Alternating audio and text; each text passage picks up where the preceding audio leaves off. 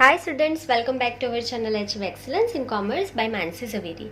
सो आज हम गाला question paper number 1 उसमें सेक्शन बी जो है उसके क्वेश्चन नंबर 16 टू 30 सॉल्व करने वाले हैं। सो स्टार्ट करेंगे question number 16। What is a partnership deed for a firm. So partnership deed जो है वो फर्म के लिए क्या है, तो एडमिनिस्ट्रेटिव कॉन्स्टिट्यूशन है। सो लिख लेंगे number 16, the partnership deed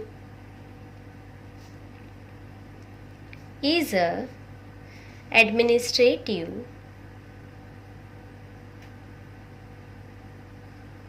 constitution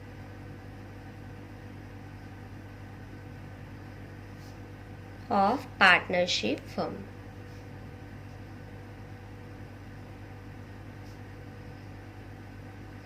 clear. चलिए, सो बहुत ही सिंपल था हमारा फर्स्ट क्वेश्चन, एडमिनिस्ट्रेटिव कॉन्स्टिट्यूशन है, ठीक है, जो हमारा पार्टनरशिप डीड होता है वो। चलिए next question number 17, which type of asset is goodwill. तो गुडविल कौन से टाइप की एसेट है, तो आपको पता है गुडविल जो है वो हमारी इंटेंजिबल एसेट होती है और वो क्या दिखाती है, तो हमारे फर्म की जो प्रेस्टीज है वो दिखाती है। सो लिख लेंगे number 17, goodwill is an intangible asset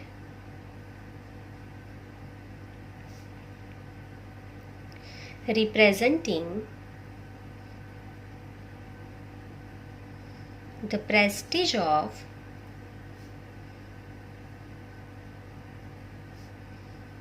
the firm। ठीक है, सो गुडविल हमारी इंटेंजिबल एसेट है और वो क्या दिखाएगी, फर्म की जो प्रेस्टीज है वो दिखाएगी। चलिए next number 18, what is super profit. So यहाँ पे सिंपली आपको सुपर प्रॉफिट की डेफिनेशन लिखनी है, नंबर 18। तो सुपर प्रॉफिट किसे बोलेंगे, so the access of average profit over the expected profit is called super profit. So सिर्फ यहाँ पे डेफिनेशन लिखनी है, लिख लेंगे द access of average profit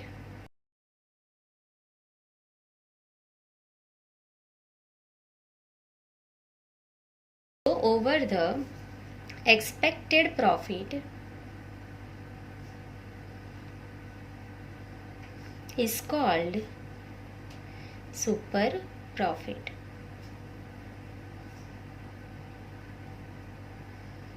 clear. तो बहुत ही सिंपल है, the access of average profit over the expected profit is called super profit. जो आपने एक्सपेक्ट किया है प्रॉफिट, उससे ज्यादा जो प्रॉफिट मिलेगा आपको वो आपका हो जाएगा super profit. Next number 19, what is reconstruction of partnership firm. तो रिकंस्ट्रक्शन ऑफ पार्टनरशिप फर्म का आपको डेफिनेशन लिखना है यहाँ पे number 19, reconstruction of a partnership firm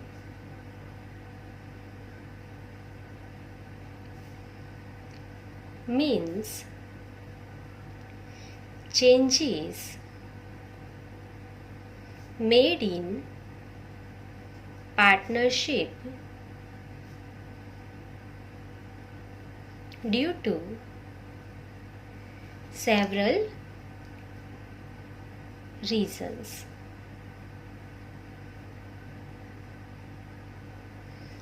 किसी भी रीजन की वजह से आपकी पार्टनरशिप में चेंज होगा, वो रिकंस्ट्रक्शन ऑफ पार्टनरशिप कहलाता है।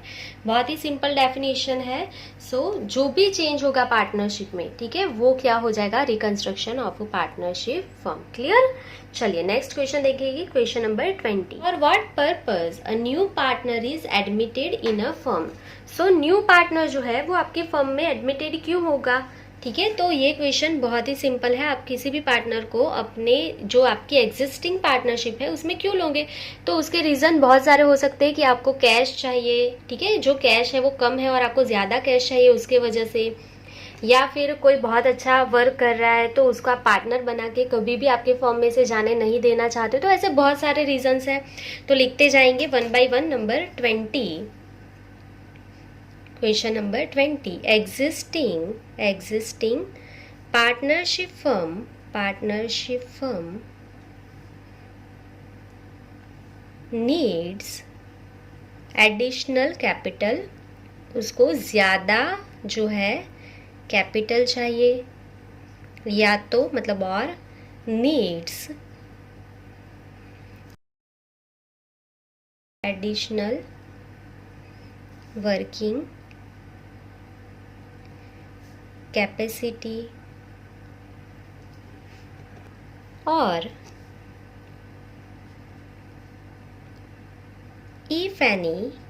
if any partner retires or dies, or to take up a skilled employee into firm। तो ये हमने थोड़े से रीज़न लिखे हैं, ज़रूरी नहीं है कि यही रीज़न होगी, पर जो मेन है वो हमने यहाँ पे इंक्लूड कर लिए रीज़न। सो क्या रीज़न्स हो सकते हैं कि आप किसी भी पार्टनर को अपनी जो एग्जिस्टिंग फर्म है उसमें पार्टनर बनाओगे, एडमिशन उसका करोगे, तो या तो आपको कैपिटल ज़्यादा चाहिए, या तो फिर आपको वर्किंग कैपेसिटी ज़्यादा चाहिए, ठीक है, फर्म में। या तो कोई पार्टनर रिटायर हो रहा है तो उसकी जगह भरने के लिए, या किसी की डेथ हो गई है तब आप किसी भी न्यू पार्टनर का एडमिशन करोगे, ठीक है, या तो कोई स्किल एम्प्लॉय है तो उसको आप पार्टनर बना लोगे। तो ये बहुत सारे रीजंस हो सकते हैं। सो यहाँ पे हम लिख लेंगे into firm etcetera are the purpose for admitting a new partner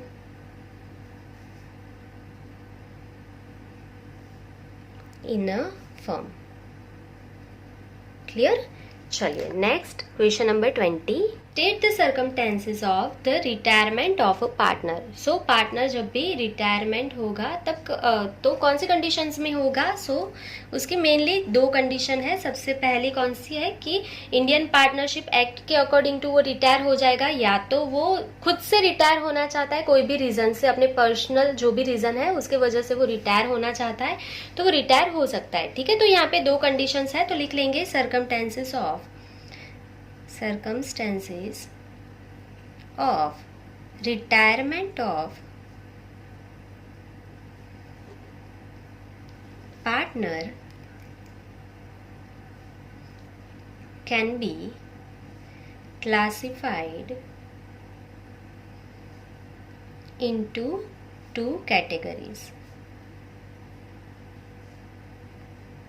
so partner कौन से कंडीशन में रिटायर हो सकता है? तो सबसे पहली सिचुएशन कौन सी होगी कि इंडियन पार्टनरशिप एक्ट के अकॉर्डिंग वो रिटायर हो जाएगा। सो यहाँ पे लिख लेंगे according to the Indian partnership act, and second वो खुद से रिटायर होना चाहता है अपने पर्सनल रीजन के वजह से, तो उसे हम क्या बोलेंगे? Voluntary retirement. Voluntary retirement due to personal reasons of a partner. So partner के कोई भी पर्सनल रीजन हो सकते हैं जिसकी वजह से वो रिटायरमेंट लेना चाहता है, तो वो रिटायर हो सकता है। Next number 22, what is the dissolution of a partnership firm. So यहाँ पे आपको डेफिनेशन लिखनी है dissolution of partnership firm. So यहाँ पे हम लिख लेंगे number 22, when partnership firm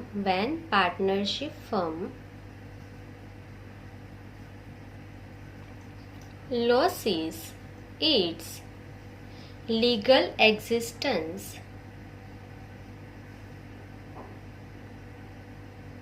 forever, it is known as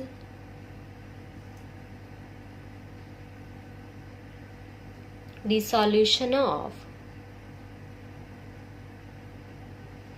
a partnership firm।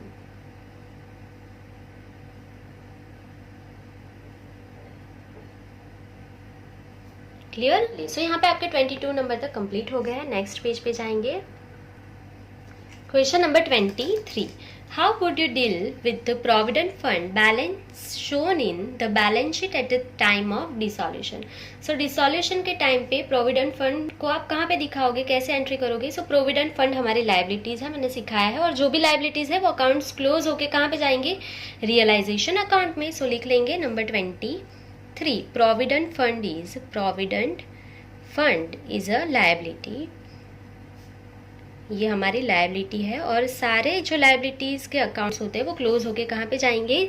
Realisation account में जाएंगे. और रियलाइजेशन अकाउंट क्या हो जाएगा? क्रेडिट, क्योंकि प्रोविडेंट फंड क्लोज होगा तो क्रेडिट के जगह पे डेबिट हो जाएगा. ठीक है, प्रोविडेंट फंड की कौन सी बैलेंस होती है? क्रेडिट बैलेंस होती है, लायबिलिटी है ना हमारी, इसके लिए. सो वो क्लोज हो जाएगा, सो वो डेबिट हो जाएगा. So provident fund account debit to realisation account. चलिए next number 24. What is securities premium? Security premium कैसे किसे बोलते हैं हम? तो जब भी शेयर जब आप इश्यू करते हो तो जो उसकी एट पर वैल्यू है उससे जो भी पैसे ज्यादा लोगे ना उसे हम प्रीमियम बोलते हैं. ठीक है, और ये प्रीमियम की अमाउंट हम जहां पे लेके जाते हैं उसे हम सिक्योरिटी प्रीमियम कहते हैं. बहुत ही सिंपल है. सो लिख लेंगे when company issues share at price, ज्यादा पैसा लेना है ना तो क्या लिखेंगे? हायर. किससे पैसे ज्यादा लोगे? एट पर वैल्यू से. ठीक है, तो higher than the face value या तो एट पर वैल्यू, दोनों सेम ही है. Then the shares are said to be issued at premium. Clear. और ये जो प्रीमियम का अमाउंट है वो कहाँ पे जाएगा? सिक्योरिटी प्रीमियम में जाएगा. सो आगे लिखेंगे as per companies act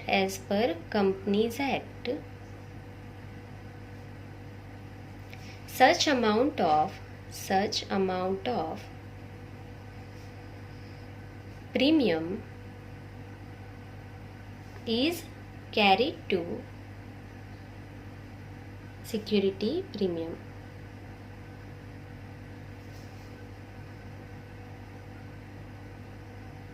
so बहुत ही सिंपल है सिक्योरिटी प्रीमियम का डेफिनेशन. चलिए next number 25. Who is called debenture holder? मतलब डिबेंचर होल्डर किसे कहते हैं? So number 25. सो जिनके पास डिबेंचर है, जिन्होंने मार्केट में से डिबेंचर परचेज किया है, या तो जिन्होंने डायरेक्टली कंपनी को पैसा देके डिबेंचर परचेज किया है, वो डिबेंचर होल्डर होते हैं. सो यहाँ पे हम लिख लेंगे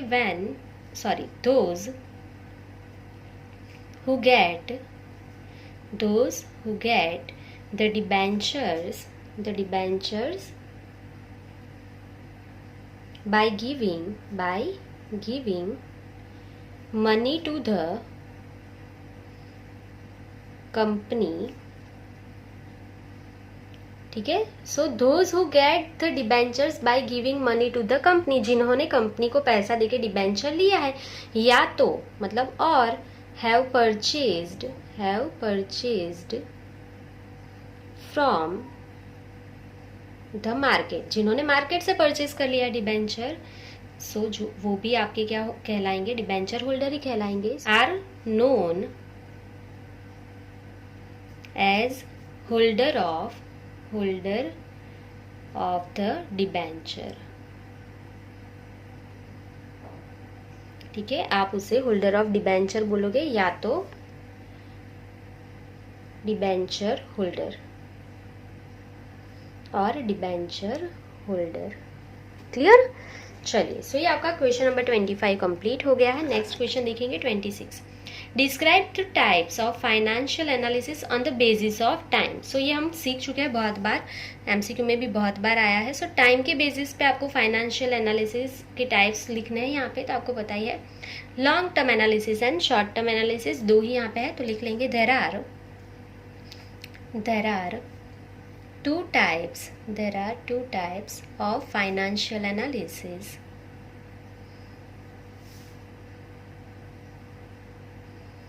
On the basis of time. तो सबसे पहला कौन सा है? Long term analysis.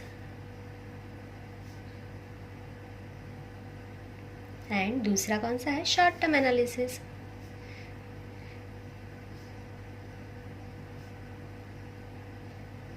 चलिए next 27, what is ratio. Ratio किसे बोलते हैं, तो बहुत बार सीखा है। आई होप कि आपको यहाँ पे कोई भी डाउट नहीं होगा। मैंने जब आपको लाइव क्लास पे सिखाया था तब भी मैंने बोला था रेशियो का डेफिनेशन बहुत ही इजी है। The relationship between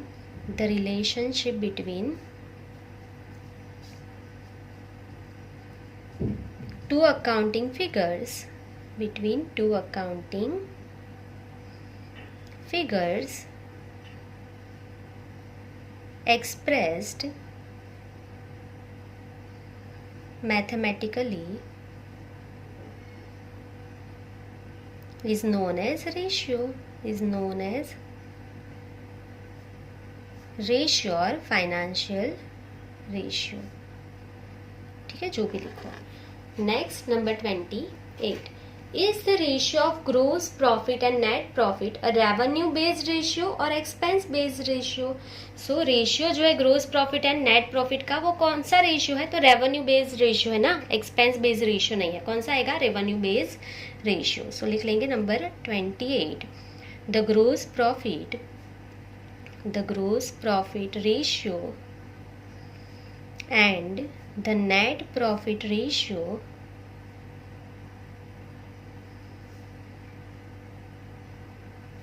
are revenue based ratio.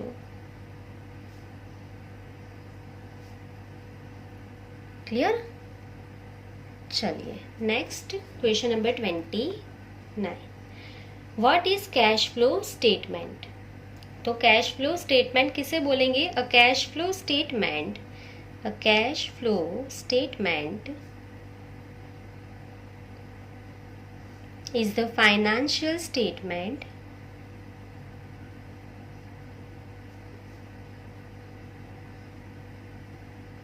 that measures the cash and cash equivalent generated or used by a company in a given period. So cash flow statement क्या है, so cash flow statement is a financial statement that measures the cash and cash equivalent generated or used by a company in a given period. Clear? चलिए next question number 30, What is meant by investing activities? So investing activities का मतलब क्या होता है? So investing activities means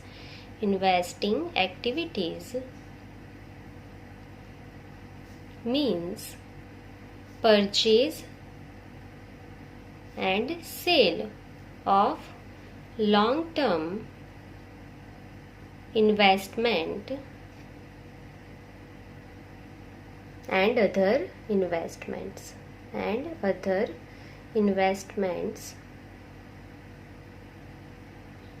सो ये जो है उसमें cash and cash equivalent included नहीं होगा, ठीक है। सो यहाँ पे हम लिख लेंगे cash and cash equivalent are not included. Clear. तो इसे बोलेंगे हम इन्वेस्टिंग एक्टिविटीज, जिसमें आप लॉन्ग टर्म के लिए इन्वेस्टमेंट परचेज करोगे या तो सेल करोगे। क्लियर। सो यहाँ पे आपके क्वेश्चन नंबर 30 तक कंप्लीट हो गए हैं। पेपर नंबर आपका 1 उसका सेक्शन भी कंप्लीट होता है। सो आज के लिए बस इतना ही। Thank you for watching, keep learning, take care.